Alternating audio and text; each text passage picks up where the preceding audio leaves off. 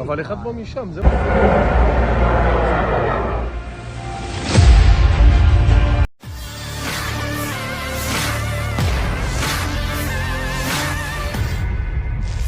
Sebuah rekaman ramai beredar di media sosial Telegram Selasa 9 Januari 2024. Dalam video tersebut merekam detik-detik meluncurnya rentetan rudal yang besar dan intens. Serangan itu diketahui sedang menuju wilayah Tel Aviv. Sirine berbunyi di 38 pemukiman Israel akibat Brigade Qassam menembakkan rudal terfokus ke arah Tel Aviv dan sekitarnya. Seperti yang terlihat dalam rekaman, serangan yang dilayangkan Brigade Al-Qassam itu berlangsung pada malam hari. Insiden ini diyakini pejuang Palestina membuat tentara Israel kewalahan dan alami kerugian besar. Video ini kemudian viral dan menuai beragam respon dari warganet.